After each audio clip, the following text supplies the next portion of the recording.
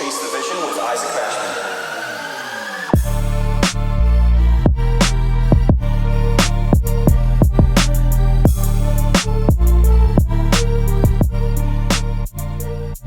What is going on, everybody? Mashman here, and you are now listening to another episode of Chase the Vision with Mashman, the show that is all about helping you become a more capable individual through me sharing my experiences and knowledge in business, life, and personal growth, and also bringing on amazing guests like the wonderful woman I have on today, Miss Dayo Akinrinade of Wisdom. I'm super honored to be talking with her today. And a little bit about Wisdom. It is a new social media audio or social audio application, and I had the honor of being one of the beta users and got on in the middle of September.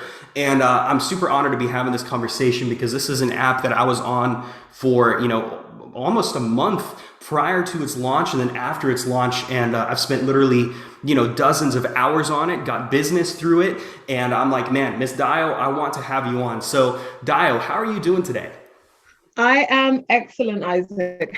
How are you? I am phenomenal, on cloud nine, excited to be having this conversation with you. And I want to go ahead and start before we dive into the nitty gritty of business and, launching an application, developing a team and all that other stuff. I want to talk about you. I want to kind of redirect the conversation to your personal brand, to, your childhood, to your early years, your professional career. And so where did you grow up and what was your childhood like?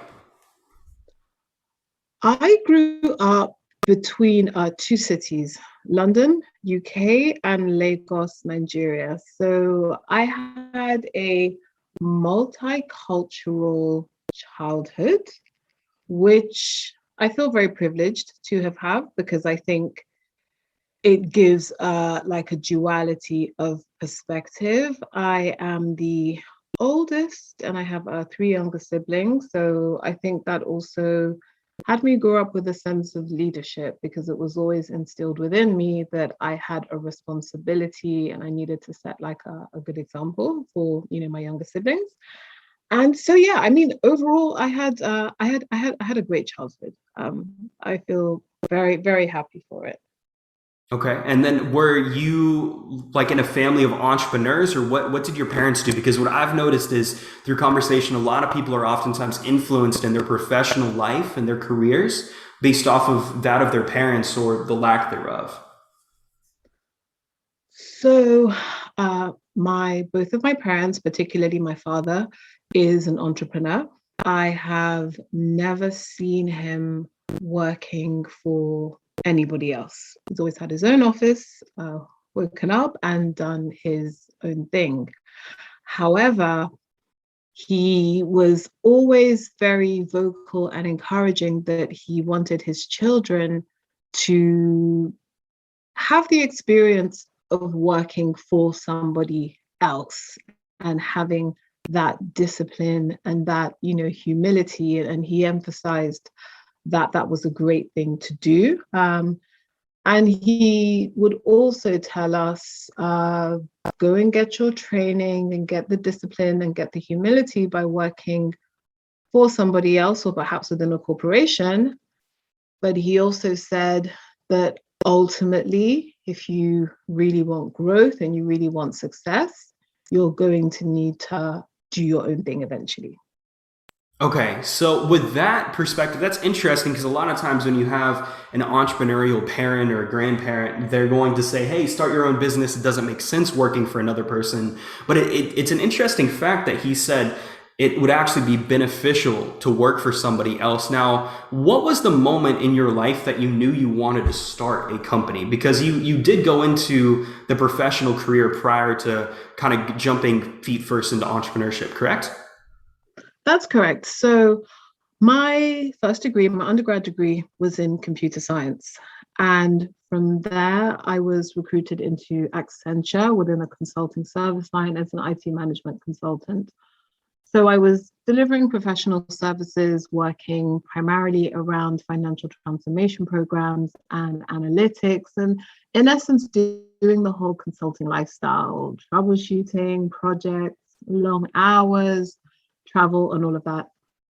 As I transitioned from project to project, I noticed a common theme, which was that the projects that I performed best and enjoyed the most were projects where I joined from the inception. So from the problem solving stage, where we were going into the client to do the current state analysis and understand the problem, then devise the strategy, then move into the delivery.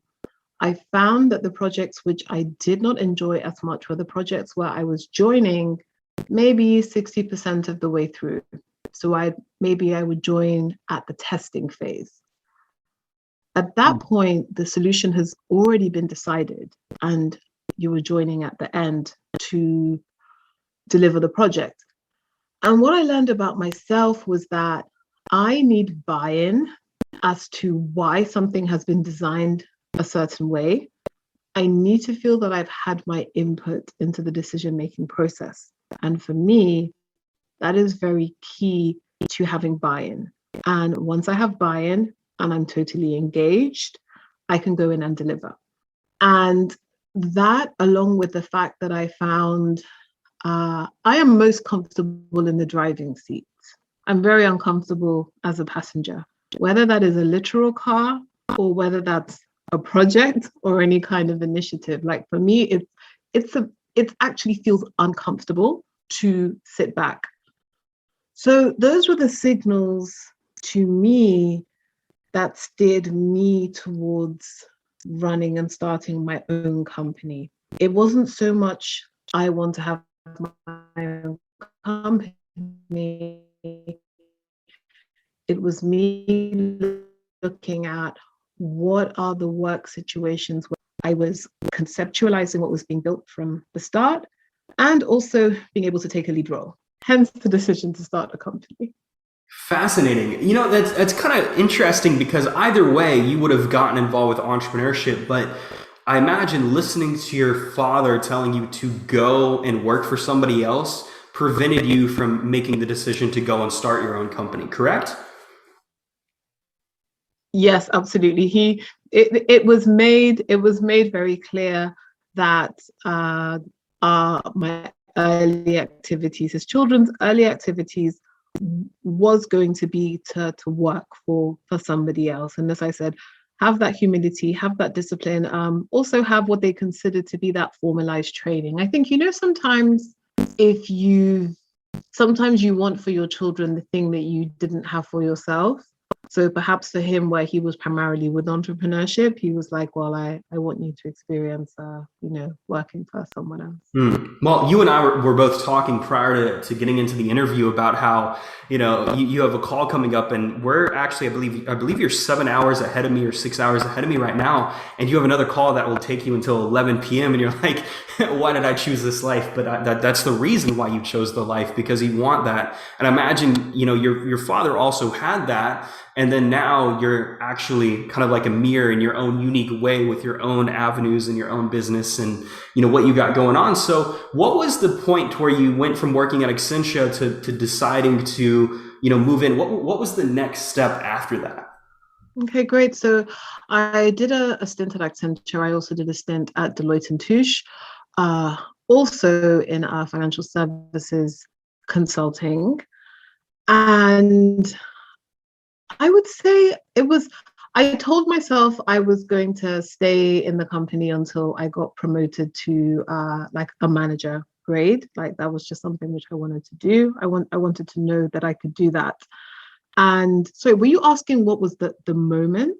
Let's just recap so I make sure I answer the question correctly. Yeah, like what was the moment that you decided to quit your job? Because I imagine working there and for however long you worked there, you're probably making a reasonably high salary, right? Like a good living, like you're comfortable, probably had the car that you wanted to drive. And what was the moment that you said, I'm going to go into business? And what was your first business after quitting the company? So I would say one of the key moments there were two key moments, right? That I knew I realized I wanted to quit. I always had a niggling feeling that I could do more, meaning I was working on, big transformation programs, sort of double-digit million projects for banks. Yes, I got to travel, work in places as diverse as like Hyderabad in India, and build out teams. I always just had a niggling feeling that I could do more. That was one thing. Then I think another key moment was I landed a great project, a great role internally, where I was reporting into the senior leadership, so the senior equity partners and people on the board. So for several months, I was on a daily basis reporting to some of the most senior people in the organization. That gave me an insight into their role and what they did day to day. And I realized that I didn't want to do what they did. I didn't want to work that way.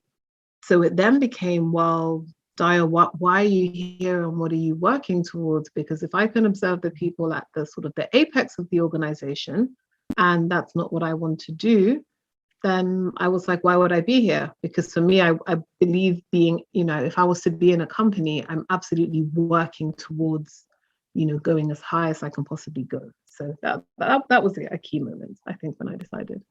Okay, fascinating. Now, what was your first business that you launched outside of, making the transition from working as an employee or as an independent contractor to a full-scale business owner?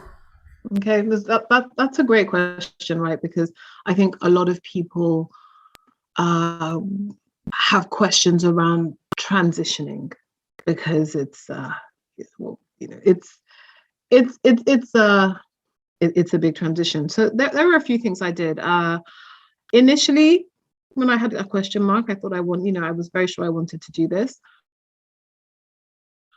Well, I enrolled in a part-time MSc, a part-time master's at University College London. It's a new-ish degree called technology entrepreneurship. And I said, I want to do technology entrepreneurship, this degree, because I knew that I had learned a lot in depth about how to deliver enterprise technology. But that is very different to like startup and high growth technology. So initially, I said, I'm going to do this master's. This master's was it was like a gift to myself. I know everyone's different, right? Maybe for some people, they'll buy a vacation for themselves or a nice car. Like for me, saying I'm going to gift myself this like it was literally a gift. It was me choosing something that I really wanted to study. And because the whole structure of the degree was like very practical, that was one thing I did, which helped me kind of ease my toe out. Then I worked on two other things as well. I started working on building a dating app called AfriClick.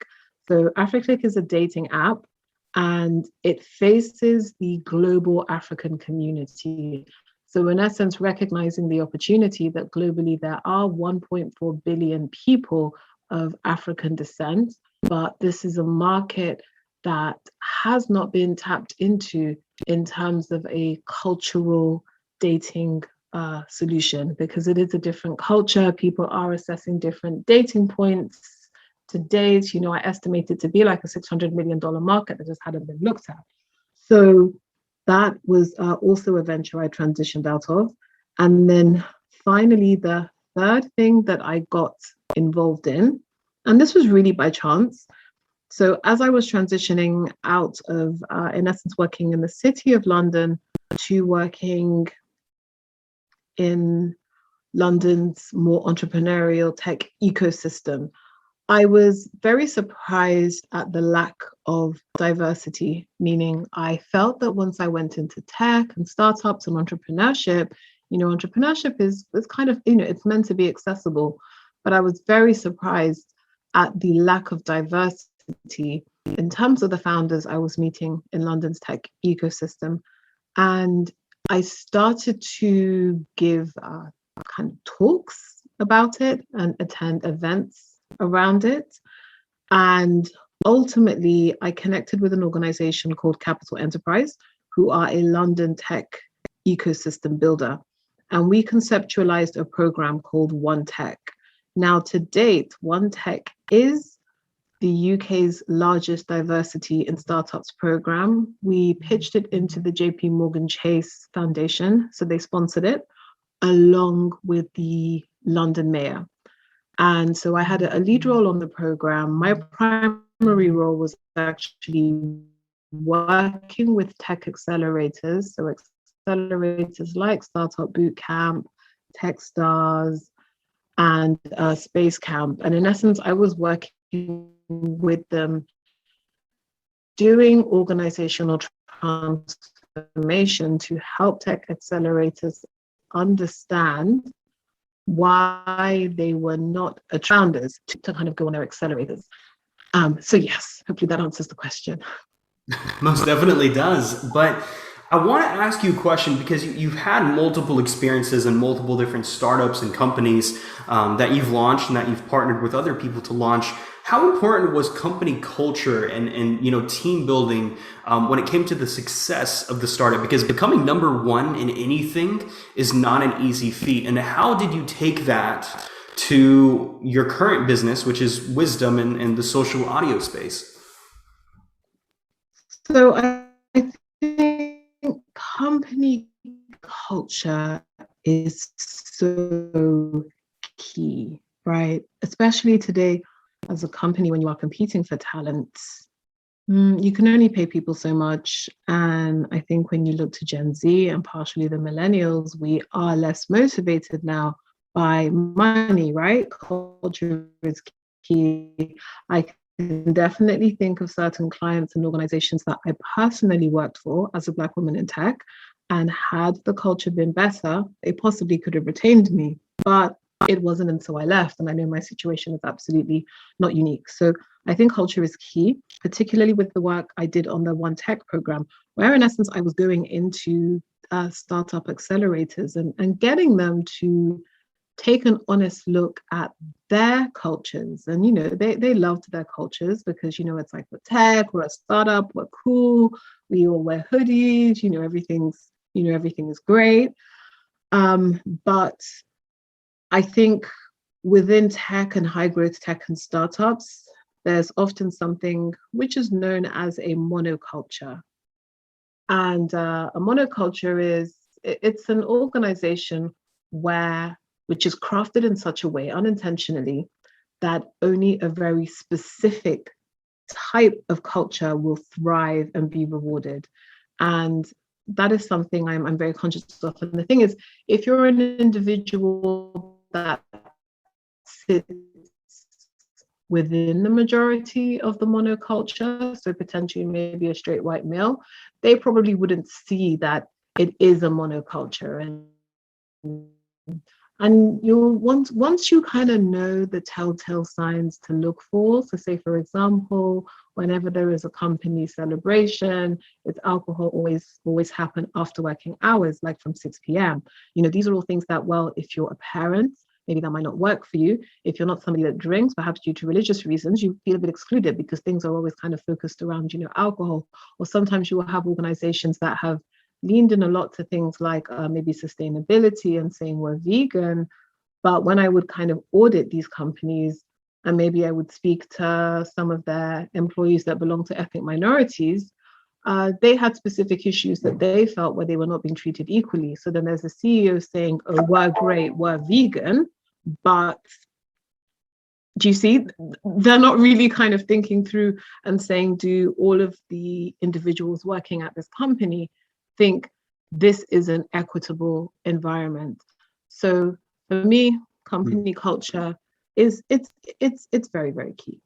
Interesting. And I know a lot of people who listen to this show, younger entrepreneurs, people who might be looking into starting their own business, or maybe their startup is a year or two old. One of the big questions, especially when you build out a team and when you start bringing people on, even independent contractors, not just W-2 employees, is diversity, right? Because diversity is like there's a massive awareness that's been developed over the past decade, I would say, over, hey, like certain ethnic groups or certain minorities are less likely statistically to be in a position of power or be in a position of success or on a C level. And what have been some of the trends that you've seen in your own personal experience, and also being a woman of color and Nigerian descent? Like, I imagine that there have been situations that might have kind of made your jaw drop a little bit of like, wow, I'm experiencing this. Like, tell me like how that was, especially entering the tech space that is, I'm thinking of America, Silicon Valley, dominantly, like it's controlled by, white dudes, right? Like Steve Jobs and Elon Musk, and you can think of all these different figures. How was that for you? So yeah, do you know what? It's a difficult subject because when we talk about systemic inequity, it's not something that can always be measured, right? And when we talk about microaggressions, they are by very definition, I'm trying to find the right word, that it's a very non-specific thing. So oftentimes in these situations, as an individual, so myself, yes, as a Black woman in tech, and maybe also a British and a Nigerian woman, from time to time, there will be situations where I believe my treatment was unfavorable or detrimental, and I would attribute that to my gender or to my ethnicity. But these things it's always non-definitive, right? So it is kind of, it is hard to say. But I think absolutely in my experience, there is a theme sometimes of being underestimated. So, I've had situations maybe where in meetings or even in office buildings, somebody assumed I was at a particular, I was at like a tech space, I think, actually to give a presentation, and then the person at the check-in desk actually thought I was the cleaning staff. He thought I was there to help out with the other Black woman who was in the space who was there to clean. And I can assure you, I was dressed not like I wasn't in uniform or anything like that. But when I arrived to check in, he looked at me and then he looked over my shoulder at somebody who was just entering the building, and he was like, "Oh, you must be with her." And I was like, no, I think she's here to clean, and I'm here to give a presentation. So that already says that while I'm giving a presentation to this person and they've seen me and they've immediately made an assumption about my role. So how do I now convince them that they should back this startup I'm doing? And I'm familiar with the phrase, they call it double convincing, because at this stage, I'm not just convincing the individual that I'm building something that is worth investing in. I am also convincing them that I wasn't here to clean. So I think there is a theme of being underestimated at times. I think definitely founders who do not fit the traditional mold do have to do something called double convincing, because if you don't look like where maybe, and sometimes it's not just investors, right? Sometimes it is within the tech startup ecosystem, these people are gatekeepers. Sometimes they have access to resources, because oftentimes in tech, the resource, it might be a free co-working space. It might be, I don't know, cloud credits to sign up with a particular provider. And Right. I think, yeah, definitely I would say, yeah, there's absolutely, I think, a thing of sometimes as a diverse founders, you are double convincing, and sometimes because you don't pattern match perhaps what they are expecting, you may be seen as a more quote unquote risky prospect. And I wanted to ask that question knowing that it wasn't going to be the easiest question to answer, because I believe the most difficult things to discuss are the ones that we should probably be discussing the most, right? Because they're the ones that people typically avoid. And I know that over the past 36 months in America, there have been a lot of things pertaining to culture and race and, things that, the subconscious biases that go back generationally. And some of those things where, our grandparents and how they were raised, or the grandparents, and, then we have the history to account for. And that's not something that I oftentimes talk about, but I wanted to today because, we were talking prior to this, and just, I'm thinking, I'm like, I could not imagine being in a situation because like I'm a white dude. Like I'm a 6'2" white guy who was born in America. Like I won the golden lottery according to everybody else. And so I've never really been in a situation that was, a prejudice against me. And you going and the person automatically assuming that you are cleaning when you were actually doing the one thing that they weren't able to do, which they're at the check-in desk and you're about to be on stage. It's ironic yet disappointing and unfortunate at the same time. And there shouldn't be that thing of double convincing. Like I don't think that should be something that is around. And I think that's also important why, or a reasonable fact and reason why you are building out what you have going on right now for the future generations, maybe your future daughter or some other woman who's listening to this and is like, wow, I can do this. And you're almost giving them permission in a sense by setting the example. I think that's a really cool thing. Absolutely, I agree.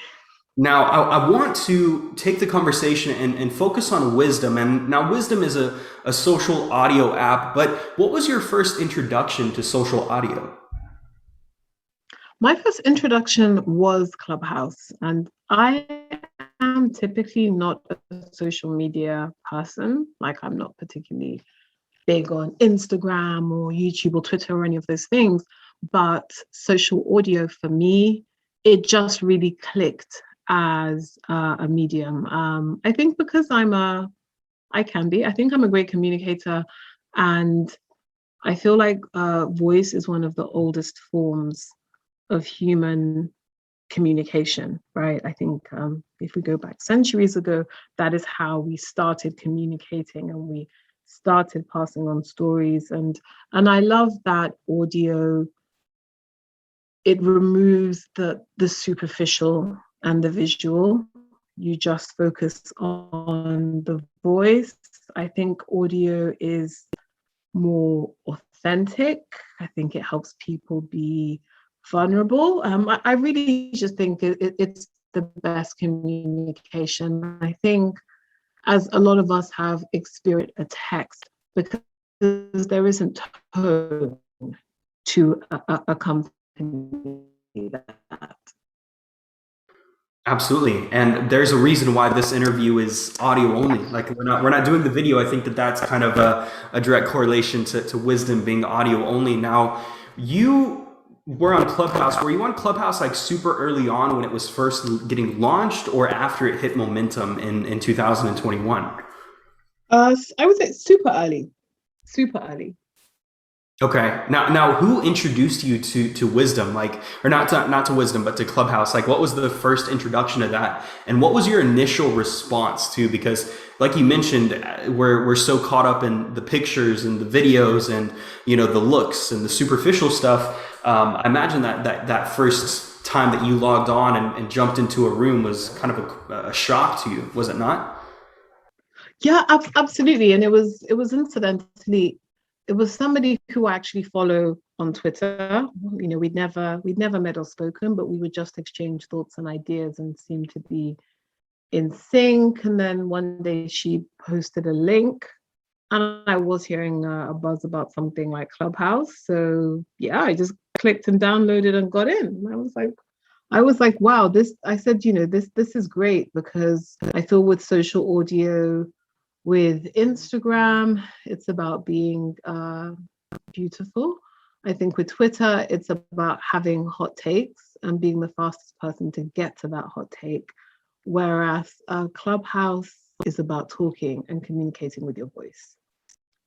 Very, very well said. So you actually have another social audio app that isn't Wisdom that you were working on prior to launching this. What was that? And then is that something you're still actively building or no? Oh wow, you do absolutely great research. So Shout is absolutely still ongoing, and because of course we haven't talked much about Shout, but Shout is, in essence, it's social audio rooms for friends to hang out with friends.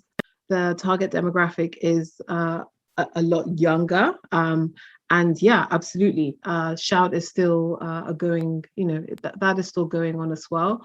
And that's really testament to the fact that I do believe that social audio is the future. I think this is going to grow into a multi-billion-dollar category, and we are going to see so many use cases for social audio. And Shout is looking at the use case where perhaps, I don't know, if you're like 13 and maybe today you're hopping between Discord and iMessage and Snap, and you're kind of using different apps for different things, but why can't you have like a permanent room just with the audio, like of your close friends that you can drop into at any time? Yeah, that makes sense. Now, with wisdom, you're in Clubhouse, you see the power of social audio, you see the power of speaking, you build out a little bit of your audience. And what were your next steps to saying, hey, I'm going to launch an app? Because running a startup in any field is difficult, but I don't think people understand just how difficult it is in the tech space because of how much saturation exists. And then you have the bugs, you have the coding, you have all these different things. What was that early process like? And what was the triggering point of, I'm going to name it wisdom and this is what I'm going to do?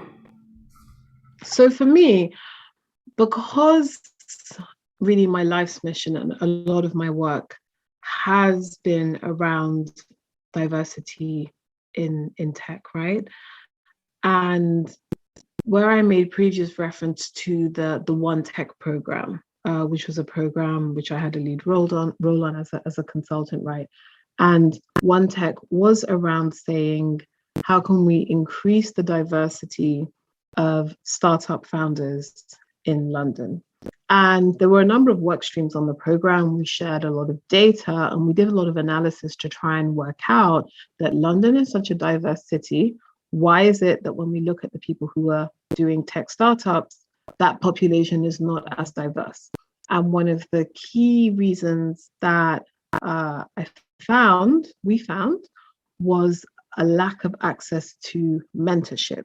Because typically within the ideation, when you're at the ideation stage of a startup and as the founder, you found a problem you want to solve, and you need, I find at the ideation stage, what we found is that idea, that problem needs to be validated. And the best place to validate that problem is with somebody who would be a future purchaser, right? Especially let's think B2B. If I think I have an idea for a particular industry, the best thing I could do is speak to somebody who could be a target purchaser in the future and say, hey, what is the problem that is keeping you up at night? And then he will be like, this is the problem. If anyone can build something to solve this problem, like, where do I sign? Like, I'm interested. And what we found was that with founders from underrepresented groups, maybe parents of immigrants, people who didn't have degrees, women and ethnic minorities, and also working class, that from when they had the idea of what they wanted to do with the startup, they did not have the network or the access to get the mentoring from their potential target segment to validate it. So they would just go off and build something. But the thing that they were building wasn't needed by their target segment. So in essence, a lack of mentoring was crystallized as a key problem. And one of the work streams on One Tech was actually a mentoring work stream. So we set up a mentoring work stream. Realized that mentoring programs are very difficult to run. We have to recruit the mentees on one side, the mentors on the other side. They need to be matched. They need to schedule sessions. It didn't work very well. And that's something that was always playing on my mind. So once I discovered social audio and started using Clubhouse, it clicked in my mind that we can use social audio to try and solve this mentoring problem. So the founding mission for Wisdom is to democratize access to mentorship.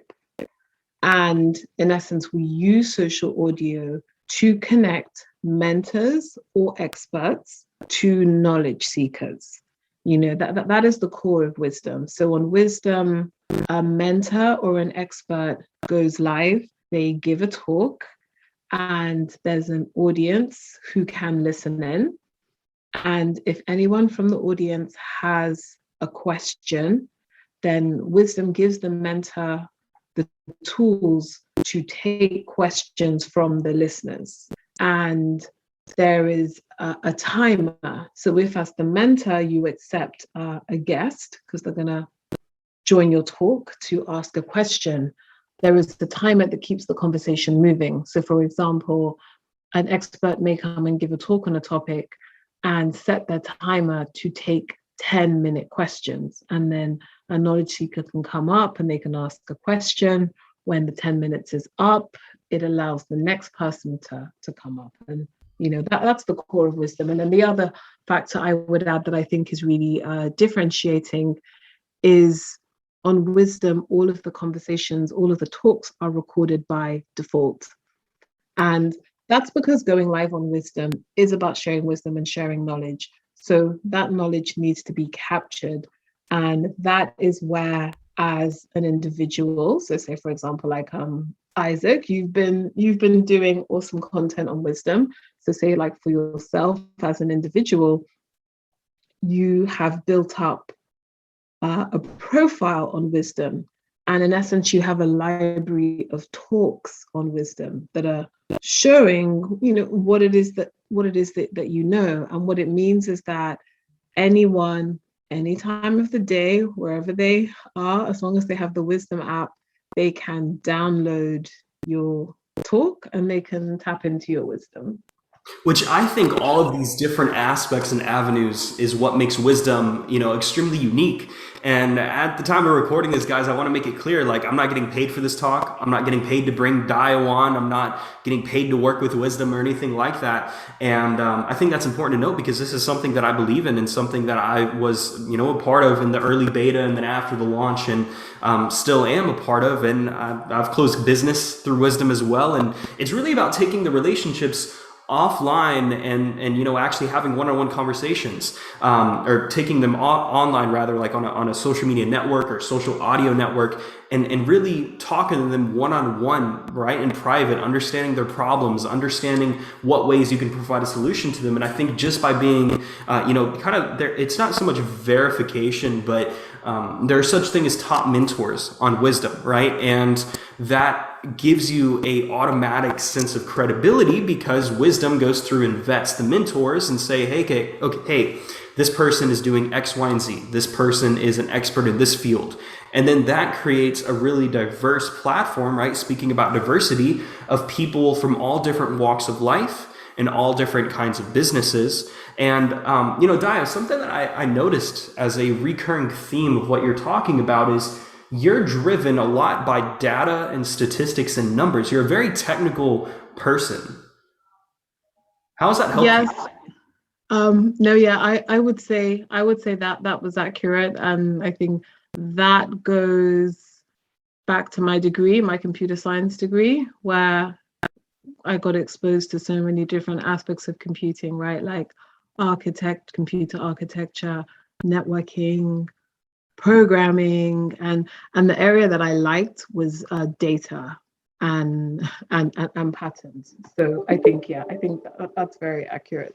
Mm-hmm. So what does your daily routine look like? Because I know a lot of people that are running businesses, they're into personal development, they're into working out. Like, what does the normal day look like for Dayo? Okay, great. So yeah, it on the good days, it does start with a workout or some exercise, because the blood gets flowing and the oxygen happens. And there, I mean, at least in my case, the day of a founder, it's varied. It's varied. And actually for me, I love the variety. Something I also found out from having a variety of jobs and roles is like, I've never had a line role meaning, I don't know, if my role was sales and all I did every day was sales. As a consultant, no 2 days were the same, and absolutely as a founder. And my day can look so varied, from interacting with the development team for the product, Sometimes I'm preparing for interviews. So something we do from time to time on Wisdom, of course, I love interviewing people on Wisdom. And, sometimes I interview ordinary people doing extraordinary things. And sometimes I do, I get the privilege of interviewing high profile people, very successful people. A great example is the saxophonist, the musician, Kenny G, who I know is well known to Americans. Also recently had a conversation with Andre Dawson, who is a Major League Baseball Hall of Famer. He had a 12-year career and now moved on to own a funeral home in Florida. And then also most recently, the actor James Masters, who is best known for his role playing Spike on Buffy the Vampire Slayer, and has also had roles on Smallville and Torchwood and things like that. So sometimes a day for me can be, which I love, like going on YouTube to research my interview subject, because I want to ask them questions that they haven't been asked before. I want to make them laugh. I want to make them feel kind of like comfortable. So on a typical day, I could be doing that and preparing the questions. Then I can be going on to actually give the interview live to an audience. Sometimes it's speaking to investors. Sometimes it's working out PR strategies. It's really all sorts, but I love the variety, and I think it can take a lot of focus as well, being disciplined with time. Well, I think if somebody's listening to this, they could be thinking, wow, that is chaotic. That there is a lot of chaos in that. And I think too that is part of the reason why we do what we do, because we love the chaos in a sense. In our odd, unique way, we appreciate the uncertainty of tomorrow because we don't know what it's going to bring. And I know in my own life, whenever I worked a couple jobs, I worked 3 months in both positions and I quit because it was the same thing day after day after day, which means that you're not growing, right? And at the center of all achievement is personal growth. What is your favorite book, your favorite podcast? Like, how important is personal development to you? I would say, personal development is, it's important. I think it's important to me.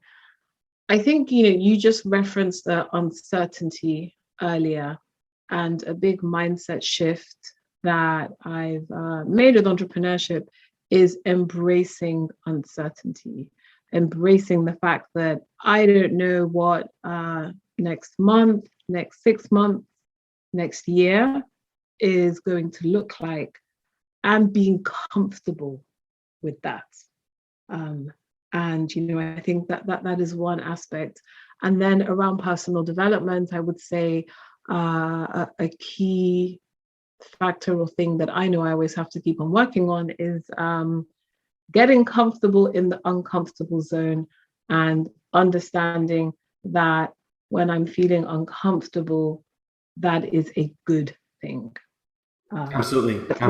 Almost always need to be feeling uncomfortable. and then sometimes also getting comfortable that, to your point with the chaos, sometimes one might feel like things are moving a little bit fast, but also a good thing. Well, I mean, with everything, it's like when you raise your prices as a consultant or doing a business, your previous level of discomfort becomes your new level of comfort, and there's no peak to what you can work towards. And I think that that's a blessing, actually. And I do want to be respectful of your time, because I do know that you have another call coming up, but I want to ask you a couple more questions, if you don't mind. And what is your take on raising capital for a startup? Like, did you raise capital for Wisdom, or was that self-funded, or what was the overall business model behind coming up with the platform?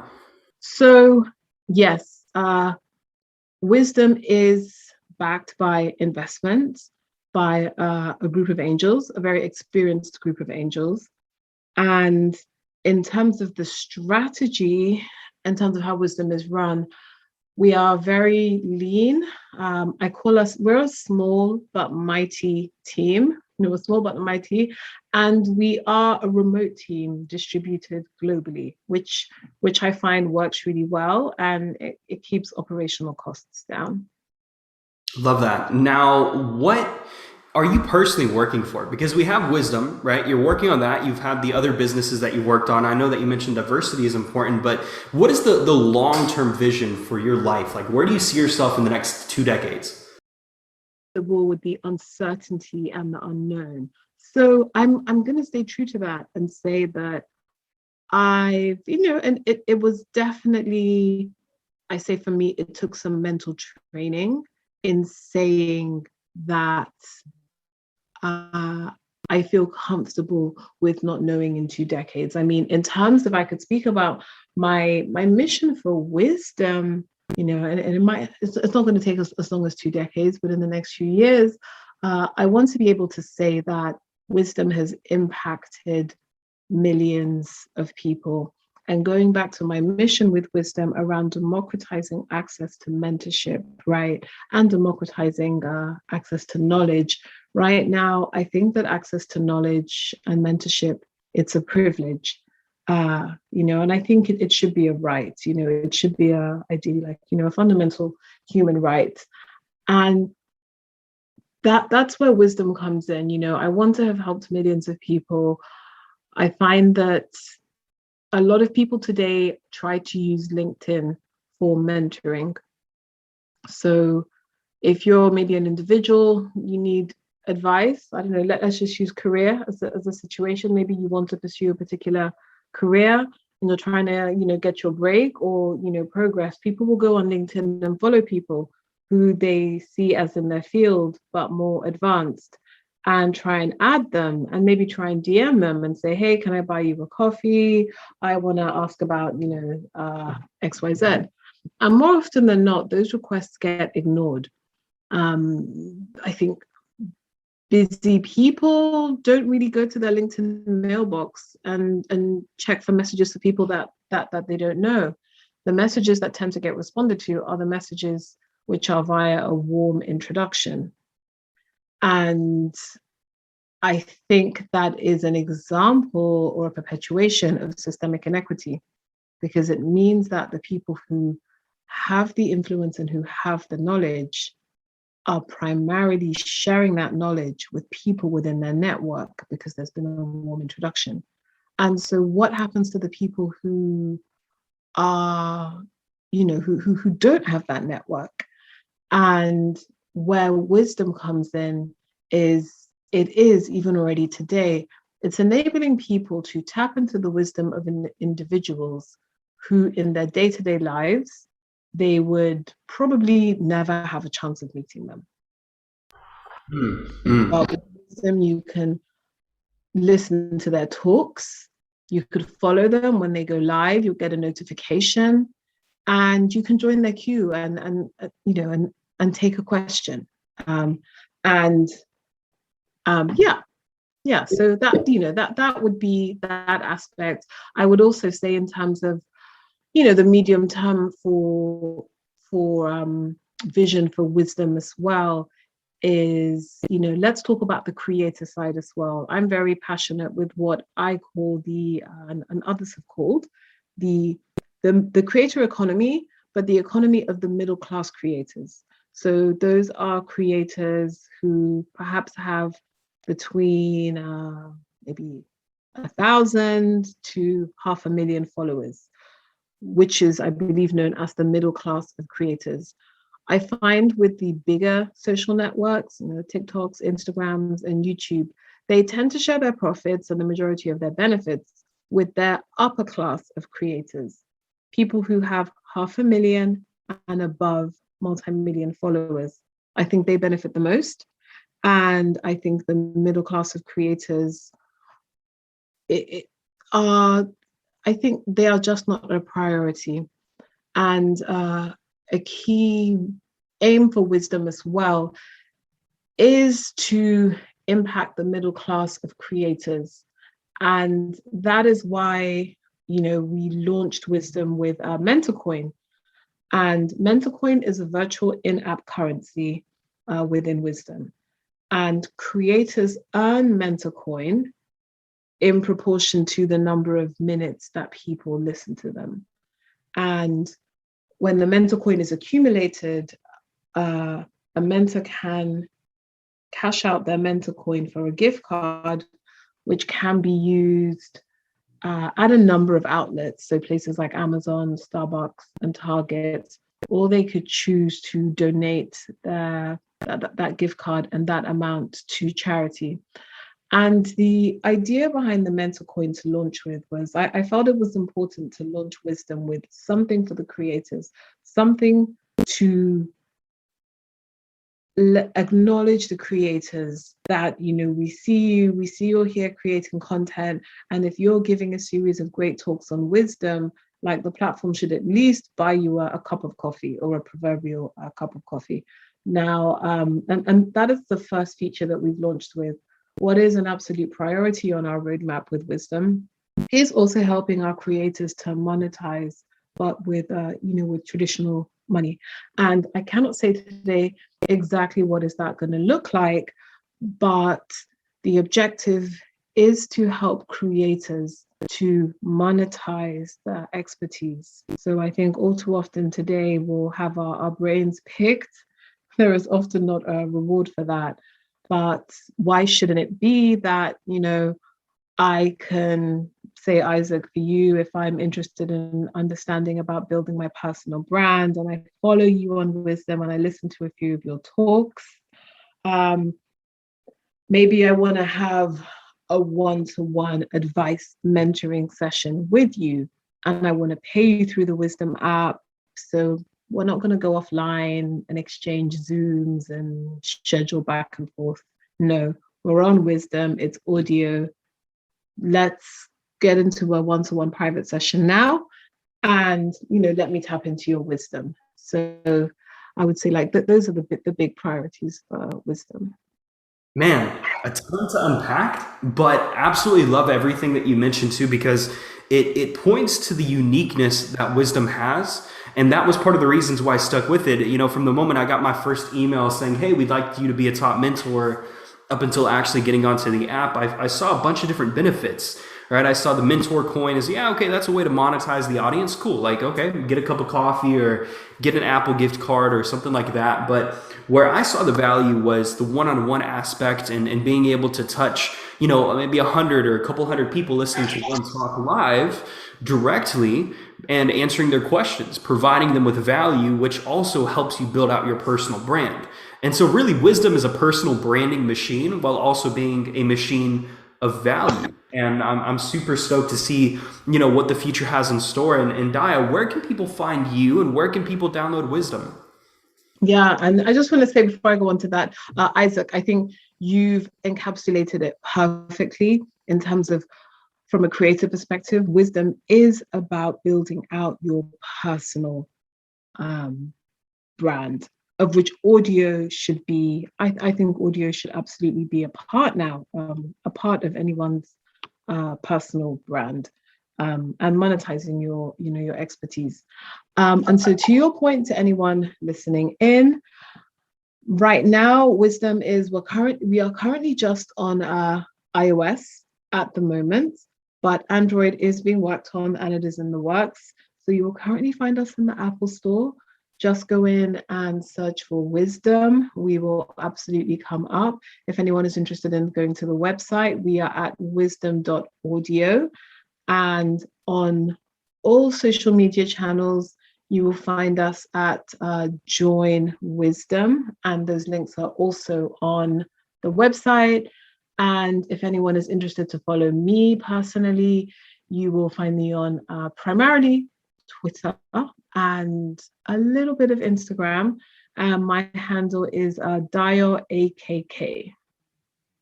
There we have it. And guys, you can also follow Dayo and myself on Wisdom. And you can find her at Dayo, Dayo. And it was a pleasure having this conversation with you. I'm excited to see what Wisdom has in store, and what opportunities exist to work together. And guys, if you're listening to this, make sure to go download the app. Make sure to go create a profile, hop on for a talk or two, and connect with some people. I've already closed business through Wisdom myself, got some orders of the book, and it was worth every single minute that I spent on the platform. And Dayo, thank you again for taking the time out of your busy schedule.